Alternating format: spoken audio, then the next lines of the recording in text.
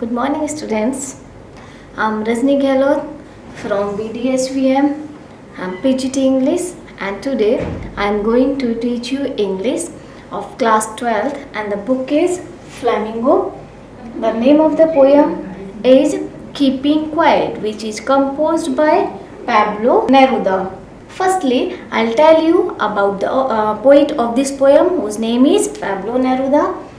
He was the pen name and later legal name of this famous Chilean poet, diplomat, politician.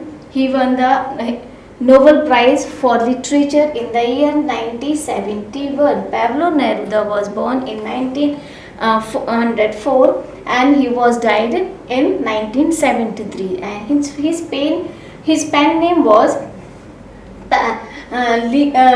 his pen name was Pablo Neruda, and later legal name of this famous Chilean poet, diplomat. He was a diplomat, he was a politician, and he won Nobel Prize for Literature in year 1971.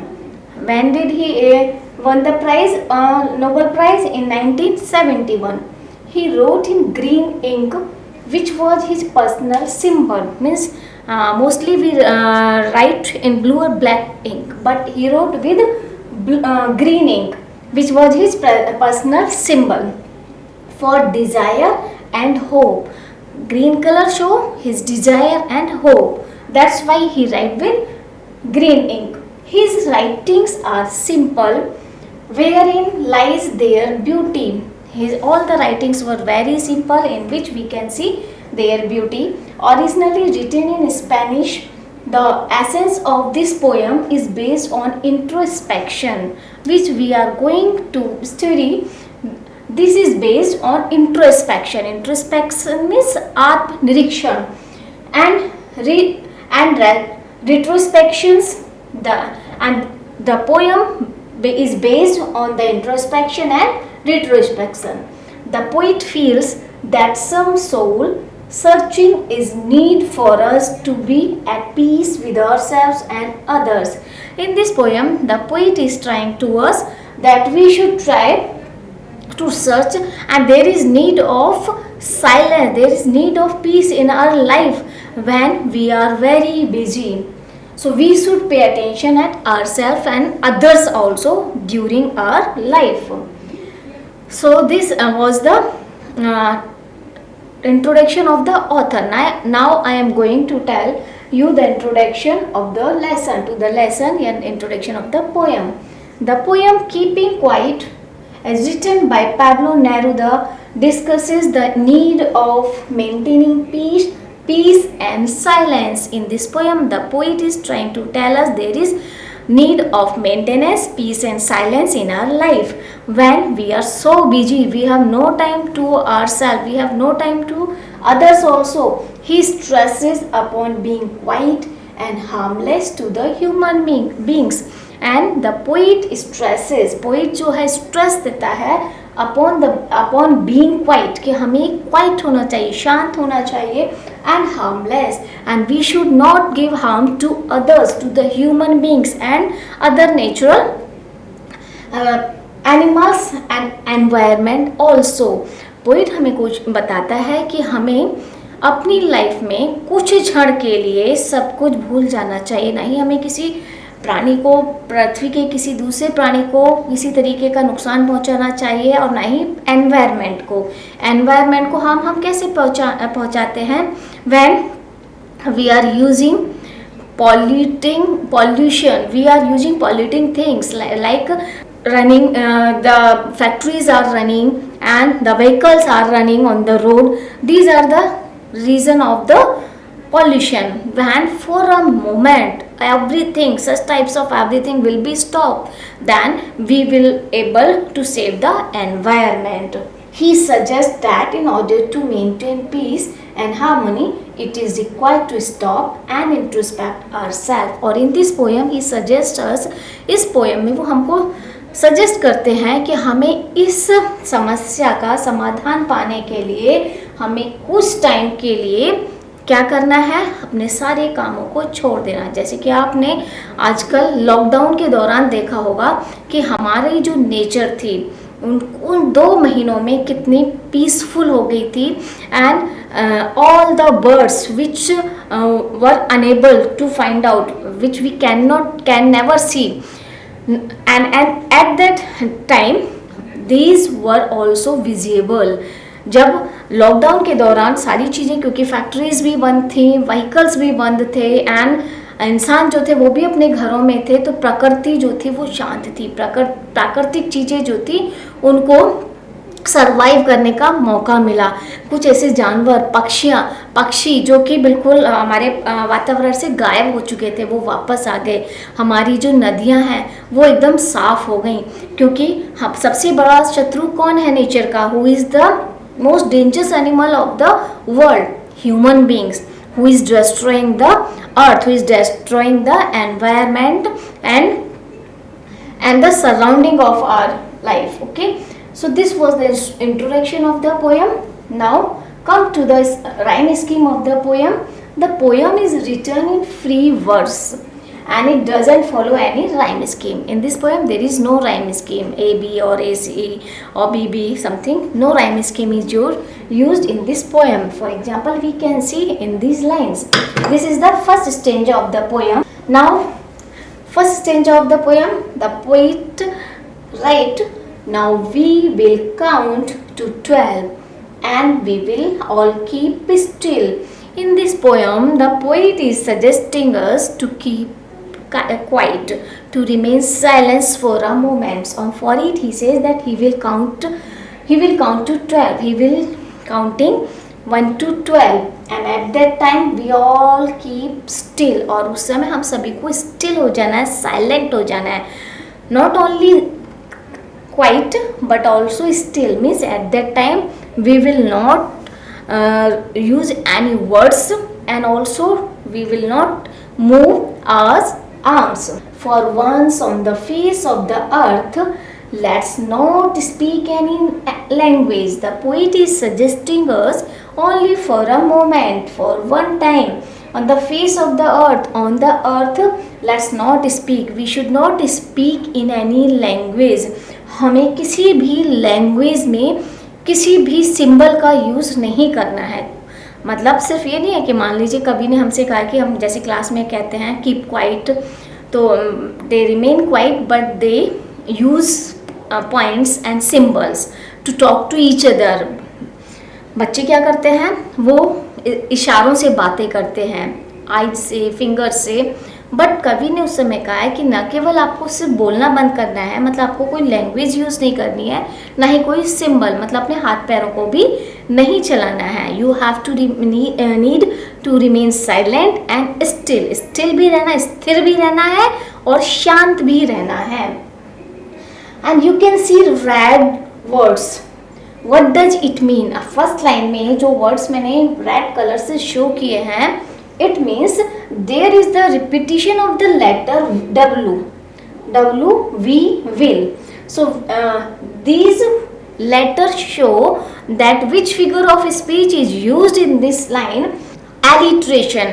When in a poem, जब हम किसी poem में same letter का repetition करते हैं, उसको बार बार repeat करते हैं, तो वहाँ पर एलिट्रेशन फिगर ऑफ स्पीच का यूज होता है। तो mostly you will see in this poem alliteration figure of speech is used. So in the first line, which figure of speech is used? Alliteration. So let's stop for 1 second and not move our arms so much. And there is a word arms. So there is two meaning of this word arms. First is our hands. Arms means body parts. This is a part of our body, arms. And second is weapons. What does it mean? Weapons. यहाँ पर arms को के दो अर्थ बताए गए हैं। एक तो हो गया हमारे हाथ, भुजाएं। सेकंड है weapons, हथियार। कभी कहता है कि मीन्स हमें ना तो अपने बॉडी पार्ट्स को यूज करना है जब हम स्टिल हैं, और न ही किसी हथियार का यूज करना है। वो हम आगे देखेंगे कि वेपन्स का मतलब क्या है इस पोएम में। तो फर्स्ट स्टेंजा में कवि ने हमें क्या कहा है कि हमें ना तो कोई शब्द बोलने हैं, मीन्स हमें साइलेंट रहना है, और second thing still means we will not use our body parts to give symbols to each other. So he is saying to remain as silent and quiet. So this was the meaning of the first stanza. These are the main points of this first stanza explanation of the poem. The poet asks everyone to count up to 12 in their mind, and the number 12. And what does, yes, one thing I have forget to tell you, what does the mean of 12? Why he is saying to count up the 12? Because 12 number shows the 12 hours of the day and 12 months of the year also. That's why he uses 12 numbers. He wants all of us to be calm and still. People across the nations have to unite together. And what does it mean? Why he is saying, he is suggesting us to remain silent and still? Because he wants that at that time when we are quiet and still, there is need to pay attention to ourselves. There is need to introspect ourselves. यहाँ ज़रूरत है कि हम अपना आत्मनिरीक्षण करें कि हम क्या हैं, हम क्या अच्छाई कर रहे हैं या हमारे अंदर क्या बुराइयां हैं. हम उन सबको उस समय पर इंट्रोस्पेक्ट करें और हम दूसरों के बारे में कितना सोच रहे हैं, ना केवल सिर्फ अपने बारे में बल्कि उस समय पर हमें दूसरे व्यक्तियों के बारे में भी सोचना है, for brotherhood. So it means he wants to give us the lesson of unity. Okay? And so they shall not speak their own languages, rather they all shall keep quiet and speak the language of silence. This will bring unity among all the humans on the face of the earth when we will remain silent and we will remain still. At that time, what will it will bring unity among all the human beings. जब हम शांत हैं और स्थिर हैं, उस समय वो हमें किस चीज़ में मदद करेगा? ये जो शांति और स्थिरता है वो हमारी ह्यूमन बीइंग्स पृथ्वी पर आपस में जो यूनिटी है, एकता को बढ़ावा देगी.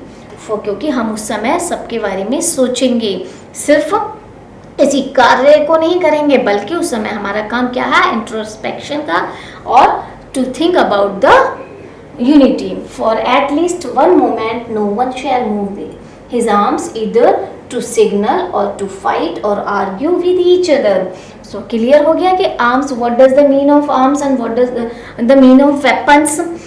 कि कम से कम हम कुछ क्षण के लिए no one shall be move, हम कुछ क्षण के लिए अपना सब काम बंद कर देंगे, अब कोई मूवमेंट नहीं करेंगे, अपने हाथ पैर नहीं हिलाएंगे. जब हाथ पैर ही नहीं हिलाएंगे तो किसी तरीके की कोई सिग्नल यूज़ नहीं करा जाएगा आपस में बातचीत करने का, लड़ाई करने का, and नहीं we will be able to fight to each other or argue with each other. When there will be no words, then there will be no argues, and when we will not move arms up our arms, then there will be no fight also. Arms means neither we will move our arms for fighting and for using weapons. Okay, so this was the explanation of the first paragraph. In the next video I'll tell you the explanation of the second paragraph. Thank you students. Hello students, I'm Rajni Gehlot from Bhaurav Devras Saraswati Vidya Mandir. BDSVM means Bhaurav Devras Saraswati Vidya Mandir. I teach you English. I'll tell you the poem of the book Flamingo. The name of the poem is Keeping Quiet, and the poet of this poem is Pablo Neruda. So today I am going to explain the second stanza of the poem. So this is the second stanza of the poem. In the first stanza of the poem I told you about the stillness and quietness, in which in this poem the poet is suggesting us to remain silent and still. So it would be, and now he is trying to tell us, he is trying to convince us what would be at that time when we are silent and still. जब हम शांत हैं, स्थिर हैं, तो वो moment कैसा होगा, how will feel at that time. there will be no sound of anything else, there will be neither of speaking to each other, nor the sound of any machines, any fan, etc. Okay, so what will be that moment? It would be an exotic moment. Exotic means strange, it will be very strange moment, and excited, without rush, without engines, means there will be no rushing to go here and there, किसी भी तरीके की भीड़ भाड़ नहीं होगी, भाग दौड़ नहीं होगी, without engines, and there will be no sound of any engines, कोई भी मशीन्स, कोई भी इंजन्स उस समय कोई काम नहीं कर रहे होंगे, सब कुछ एकदम शांत होगा। मीन्स उस समय न केवल ह्यूमन बीइंग बल्कि मशीन्स भी आराम करेंगी, दो दे can not think about anything else, okay, but they will remain silent, they will remain still, and it will be an exotic moment to those machines also, they will feel relaxed. So we would all be together again. You can see red letters, okay, W. So there is also the repetition of the same letter, we would, W. So which figure of speech is used there?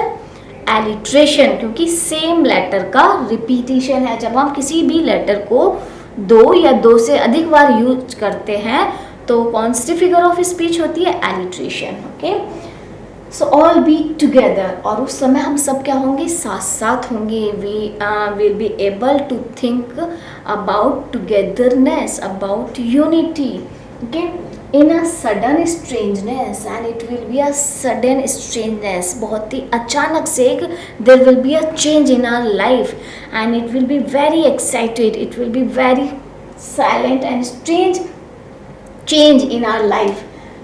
And again, what is the description of there and whom he is saying that they should not do their work? The fisherman, जो मछुआरे होते हैं, he is also urging them that they should also stop their work. What will be there if they will stop their work? They will not do fishing. क्या होगा?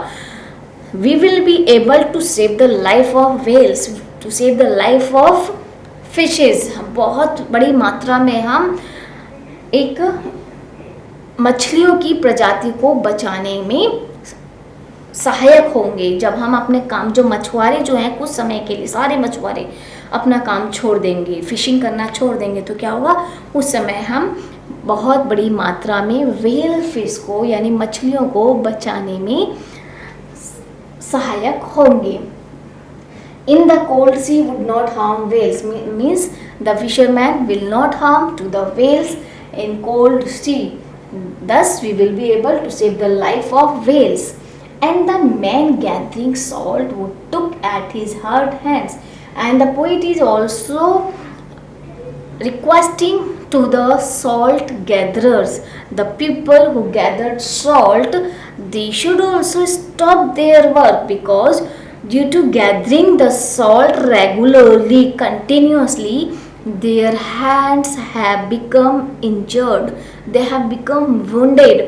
Salt के कारण उनके हाथ जो हैं बहुत बुरी तरीके से घाव से भरे हुए हैं, मतलब वो उनमें घाव हो चुके हैं. आप खुद भी देख सकते हो, जब लगातार एक ही काम को करते हैं, नमक जो है वो हमारे हाथों को गला देता है. But due to the livelihood they can not take rest, they because it will be the loss of money for them if they will stop to their work. अगर वो क्या होता है कि जीविका के लिए अपना काम करते हैं और उन्हें लगता है कि अगर उन्होंने काम कुछ देर के लिए छोड़ दिया तो उनका नुकसान होगा. That's why they did not take care of themself, they did not cure their hand wounded hands. So the poet is urging them, is requesting to those people that they should also stop their work and they should care of their hands. उनको अपने wounded hands की care करनी चाहिए. Again you can see the red letters here, red words S. There is the repetition of S sound words, letters. Okay, so alliteration is used there in sudden strains his hard hands. So there is the repetition of H letter 3 times in the last line of the poem. So again there is which figure of speech used? Alliteration. Okay, now explanation of this second paragraph.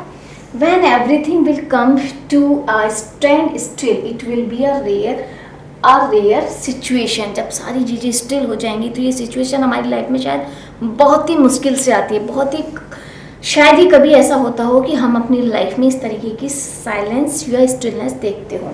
तो ये एक बहुत ही strange moment होगा. No one will be in a rush, कोई भी जल्दबाजी में नहीं होगा. There will be no engines running, ना ही कोई इंजन चल रहे होंगे, कोई मशीन, किसी भी तरीके की आवाज़ नहीं हो रही होगी, चाहे वो पंखे हों, एसी हों, कूलर हों या कोई फैक्ट्रीज की कोई मशीन हो. एवरीवन विल बी काम एंड क्वाइट, हर व्यक्ति जो एकदम शांत होगा.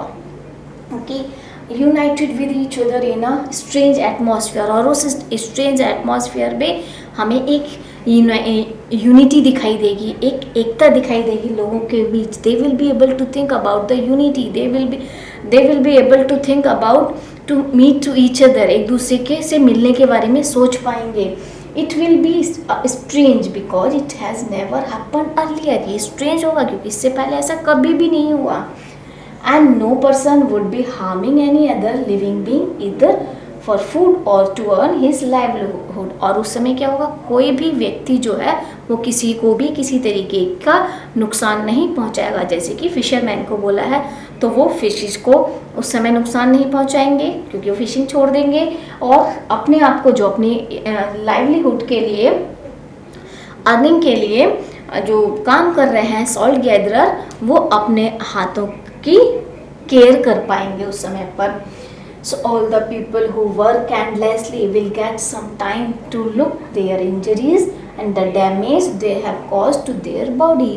तो ये स्ट्रेंज मोमेंट क्या होगा कि वो लोग जो कभी अपनी परवाह ही नहीं करते, अपने शरीर को ही नहीं देखते कि उनको क्या हो रहा है, और जब उनसे स्पेशली बोला जाएगा तो शायद वो भी अपने हाथों को, अपने घायल जो एकदम से हाथों गले पड़े हैं उनकी भी केयर कर पाएंगे, शायद उनका कुछ ट्रीटमेंट कर पाएंगे. जैसे कि हमारी लाइफ में कोरोना, ठीक है, कोरोना ने सबको परेशान किया हुआ है, लेकिन अगर हम उसे पॉजिटिव वे में दें तो शायद अपने पूरी लाइफ में कभी हमें शायद इतना टाइम नहीं मिला कि हम अपने परिवार वालों के बारे में सोच पाएँ, परिवार के साथ टाइम बिता पाएँ. लेकिन इसने हमें ऐसा मौका दिया तो हम उसको धन्यवाद देना चाहिए कोरोना को, कि इसकी वजह से हर व्यक्ति एक दूसरे के पास आया, दूर रहते हुए भी. और इतनी बड़ी परेशानी के बावजूद भी लोग अपने परिवार तक पहुँचे. कितनी कितनी कठिनाइयों को उठाते हुए आपने देखा होगा कि जो लेबर वर्क है वो अपने गाँव से कैसे जुड़ी. तो आज व्यक्ति को अपनी ज़मीन का महत्व समझ में आया, डाउन टू अर्थ हो गए वो लोग कि वास्तविकता क्या है. ये जो लग्जीरियस है, जो हमारी लाइफ है, जो हम शहरों में बिता रहे हैं, उससे अच्छा हमारा जीवन वहीं था जहाँ हम रहते थे. आज व्यक्ति अपने पूर्वजों, अपने परिवार के पास पहुँचा, तो हमें उसको नेगेटिव वे में नहीं लेना चाहिए, हमें उसका सामना करना चाहिए. चुनौतियों का डटकर सामना करते हैं और उसको पॉजिटिव, अगर हम उसको पॉजिटिवली लेंगे तो शायद हमारी लाइफ का स्ट्रेस भी कम हो जाएगा और टेंशन भी दूर हो जाएगी. So this was the second stanza of the poem. Thank you students, have a nice day. A very good morning to all of you students. I am Rajni Gehlot, BGT English from Bhavra Devras Saraswati Vidya Mandir. Today I am going to continue my poem Keeping Quiet, which has been taken from the book Flamingo, and the poet of this poem is Pablo Neruda. So now this is the part 3, paragraph 3 of the poem. Those who prepare green wars, wars with gas, wars with fire, victory with no survivors, would put on clean clothes and walk about with their brothers in the shade doing nothing. In these lines, the poet is trying to tell us that the people who are responsible for the wars, who prepare weapons, they should stop their works. Who are responsible for destroying the nature due to deforestation, due to fishing, and due to their weapons, they should stop their work and they should take care of our environment. They should take care of themselves. They should take care of the brotherhood. कि जो लोग हमारे atmosphere को, हमारे environment को नष्ट कर रहे हैं, उन्हें भी कुछ समय के लिए अपना काम स्टॉप कर देना चाहिए, not for ever, only for a some time. So he said that there are green wars. Green wars means depleting of the green environment due to deforestation. जो ग्रीन एनवायरनमेंट है, जो ग्रीनरी है, वो किसके द्वारा नष्ट होती जा रही है? डिफॉरेस्टेशन के कारण. जो हम अपनी आवश्यकताओं की पूर्ति के लिए जंगलों को काटते जा रहे हैं. या फिशिंग है, फिशिंग के कारण क्या है, जो समुद्र में रहने वाली फिशेज हैं वो भी अपनी लाइफ को लॉस कर रही हैं. So green wars and wars with gases. Wars with gases means the weapons which we use for fighting, for war. They produce gases and they produce fires. उनसे क्या होता है? फायर उत्पन्न होती है, आग उत्पन्न होती है, गैसेस निकलती हैं जो कि हमारे एटमॉस्फेयर को पॉल्यूटेड करती हैं. तो ये सब जो कारण हैं, हमें उन्हें दूर करने की कोशिश करनी चाहिए. और ये कब संभव है? जब जो लोग वेपन्स बनाते हैं, या जो फाइटर्स हैं, जिनके अंदर बुरी भावनाएं हैं, जो हमेशा लड़ने का कारण ढूंढते रहते हैं, उन्हें अपना काम छोड़कर इंट्रोस्पेक्शन करना चाहिए. They should introspect themselves that why are they fighting, why are they making the weapons. That is not good work. So this, because if they are fighting and they got victory, what is the use of that victory? अगर वो जीत जाते हैं तो उस victory का उन्हें क्या फ़ायदा है? Because there will be no one to enjoy that victory. जब सर्वाइवल्स ही नहीं होंगे तो who will enjoy that victory? उस जीत को कौन मनाएगा? कौन उसको सेलिब्रेट करेगा? कौन उसकी खुशी मनाएगा? युद्ध के बाद आप जानते हैं किस तरीके से विनाश होता है. लोगों, न केवल सिर्फ मनुष्य की जीवन जाता है, बल्कि भौतिक रूप में भी हमारा काफ़ी नुकसान होता है. तो इसलिए कवि कहता है, पैब्लो नेरुदा कहते हैं कि we should stop their work and to introspect our selves and would put on clean clothes. He said that would put on clean clothes means we should adopt great ideas, we should adopt good thinkings. हमें अच्छी चीज़ों को adopt करना चाहिए, नए कपड़े पहनने चाहिए, मतलब अपनी नई विचारधारा को अपनाना चाहिए और पुरानी को त्याग देना चाहिए. We should give up our bad things, our bad views, bad thoughts. हमारे अंदर जो भी बुरी भावनाएं हैं, जो भी बुरे विचार हैं, उनको त्याग देना चाहिए, like old clothes, and should adopt new ideas in our life. और वो क्या होनी चाहिए? हमारे अंदर फीलिंग्स है, नए विचार क्या होने चाहिए? कि we should go with our brothers and walk about with their brothers in the shed, doing nothing rather than to do the work, rather than to do fighting. We should go with our brothers, with our relatives for a walk in the shade of the tree. Means we should enjoy the environment with our relatives, with our brothers. क्या brothers से मतलब क्या है? He is promoting us for the unity and for brotherhood and for the quietness and stillness.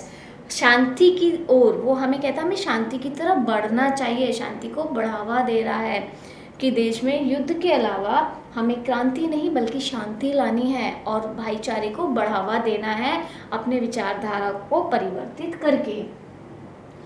What I want should not be confused. Total inactivity. Now poet want to clear it that what do he want? What does he want? He does not want to be a total inactivity, that we should not be a total inactive at that time when he is saying to remain silent and still. Means when we are silent and still, at that time we have to think ourselves, we have to do introspection and retrospection. हमें उस समय पर अपना आत्मनिरीक्षण करना है. हमें ज़रूरत है यूनिटी की तरफ बढ़ावा देने की, मतलब एकता को बढ़ावा देना है और क्या करना है, अपने आप का आंकलन करना है, आत्म निरीक्षण करना है।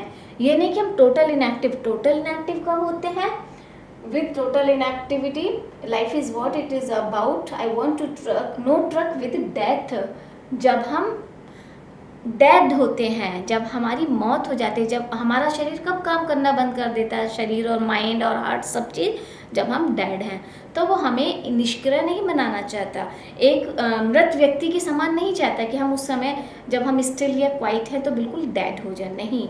Eight that time there is need to introspection to our self. Okay, so life is what it is about, हम जैसा चाहते हैं लाइफ को बना सकते हैं, it depend on us.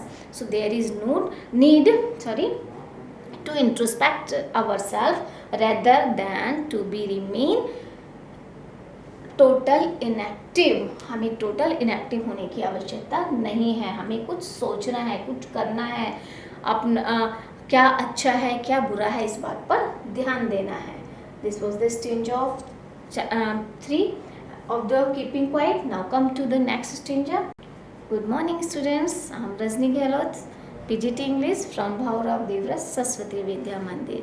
Now I am going to explain stanza 4 of the poem Keeping Quiet, which is composed by Pablo Neruda. If we were not so single-minded about keeping our lives moving, and for once could perhaps a huge silence might interrupt this sadness of never understanding ourselves and of cheating ourselves with death. In this stanza, poet is trying to us what are the reason of our sadness. If we were not single-minded means the selfishness, and to become a single-minded person is the reason of our sadness. अगर हम single minded हैं, हम selfish हैं, we only think for our self, we are always busy, we don't take any rest, हम कोई rest नहीं करते, we are busy in learning money, हम मनी अर्न करने में हमेशा लगे रहते हैं, we don't take care of our body, we don't take care of our relations and our family members and our society etc. So this is the reason of our sadness also, and for once could perhaps a huge silence might interrupt this sadness of never understanding ourselves. And if we are sad, what can remove the sadness of our life? अगर हम अपने आप को समझने में incapable हैं तो उसे हम कैसे दूर कर सकते हैं इस इनकैपेबिलिटी को? तो इसके लिए हमें थोड़ी देर के लिए ब्रेक लेने की ज़रूरत है। We need a break from our work so that we can find out the reason of our sadness. हम अपने दुख के रीजन्स को जान सकें and we can remove them. और सो ही सेड, इसीलिए वो कहता है कि once could perhaps a huge silence can remove the sadness of our life. वो हमारे जीवन की सैडनेस को दूर कर देगी, जो ह्यूज साइलेंस है when we will do introspection to ourself of never understanding ourselves and of threatening ourself with death. When we are incapable to understand ourself and we are getting failure in our life, अगर हम अपनी life में fail हो रहे हैं तो we threaten to ourselves, हम अपने आप को डेथ की चेतन देने लगते हैं, हम अपने आप को वार्निंग देने लगते हैं डेथ की, this life is useless, so it is better than live such type of life, it is better to die rather than to live such type of life. Then what is the need of there is need of a huge silence to remove this sadness. एक बहुत बड़ी silence की ज़रूरत है, break की ज़रूरत है हमें अपने अंदर की इस वीकनेस को दूर करने के लिए। Perhaps that now Pablo Neruda give the example of the earth, that when we are very sad, when we thought that everything has been finished in our life, हमारे जीवन में सब कुछ ख़त्म हो चुका, समाप्त हो चुका, तो हमें अर्थ से कुछ सीखना चाहिए। There is need to learn a lesson from the earth. Perhaps the earth can teach us as when everything seems dead and later proves to be alive. हमें जब लगता है, आप डिजास्टर के समय आप भी देख सकते हैं, जैसे अभी बहुत ज़्यादा फ्लड आ रही है, बहुत ज़्यादा बाढ़ वगैरह आप देख सकते हो कुछ जगहों पर, तो वहाँ पर सब चीज़ ऐसा लगता है सब कुछ समाप्त हो चुका और लोग भी निराश हो जाते हैं कि अब उनके जीवन में कुछ बचा ही नहीं है, और पृथ्वी पर चारों तरफ आपको डिस्ट्रक्शन ही नज़र आता है। बट क्या पृथ्वी अपना प्रोसीजर छोड़ देती है? It forgets to revolve around the sun, to rotate? No, it doesn't give breakup due to the disaster. ऐसा नहीं है कि वो डिजास्टर्स की वजह से हार मानकर बैठ जाए। पृथ्वी के अंदर जो परिवर्तन है वो होते रहते हैं। जैसे कि आप विंटर सीजन में देखते हैं, एवरीथिंग बिकम्स फ्रीज, सब कुछ फ्रीज हो जाता है एकदम से। लेकिन नेक्स्ट सीजन जब आता है स्प्रिंग सीजन, तो आप क्या देखते हैं, पूरी तरीके से there are changes in nature. When in winter season the trees have become bare with without leaves, but in spring season you will find out that there are greenery everywhere around us। पेड़ों पर हरियाली है, पेड़ों पर नव पल्लवन होता है, flowers होते हैं चारों तरफ। तो मतलब पृथ्वी अपना कार्य करना नहीं छोड़ती। Next time he later proves to be alive, आपको बाद में वो अलाइव दिखाई देती है, एकदम से परिवर्तन हो जाता है पूरी नेचर में।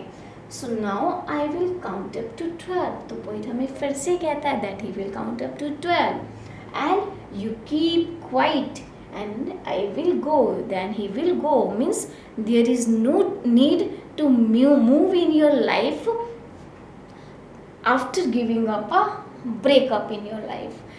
कुछ क्षण ब्रेकअप देने के बाद आप अपनी लाइफ में आगे बढ़िए। उसका कहने का मतलब नहीं कि you will give up the work, आप हमेशा के लिए छोड़ दीजिए, नहीं, सिर्फ थोड़े टाइम के लिए रुक जाइए, अपने आप का इंट्रोस्पेक्शन कीजिए। He wants to encourage us for unity, for quietness and for introspection. So this was the meaning of the poem Keeping Quiet, and this poem is very important. So thank you students, have a nice day.